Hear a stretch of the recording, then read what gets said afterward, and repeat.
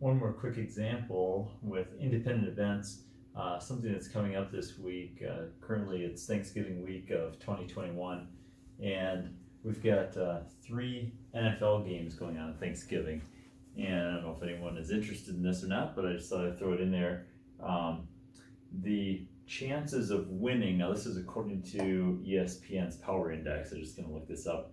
When you click on the game, it says that the Chicago Bears are a favorite over the Detroit Lions, 62.4% chance of winning. The Cowboys are a 75% chance over the Raiders, and the Bills are a 61.7% over the Saints. Now, who knows where they come up with these probabilities? I don't know what the Power Index is or how it's calculated. I'm sure there's some mathematical formula that's somewhat reliable, but just based on those probabilities here, and let's assume for a moment that they are actually true or reliable, then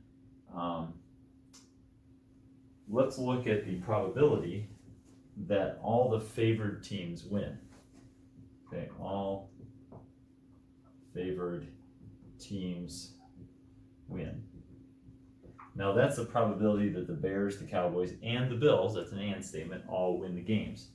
And so these are independent events. The probability that the Cowboys win will not be affected by whether or not the Bears or the Lions win, right? So each event is independent of the others.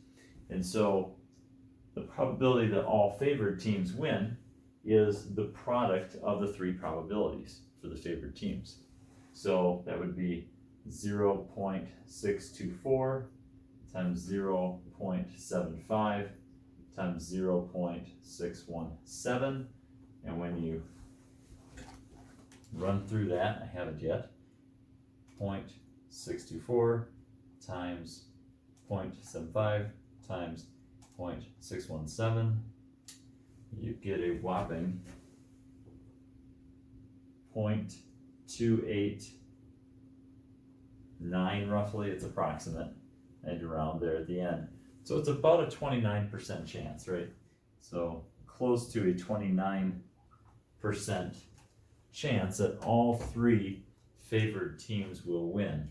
Well, I have a pretty good idea of which favored team is almost guaranteed to win, but I won't say it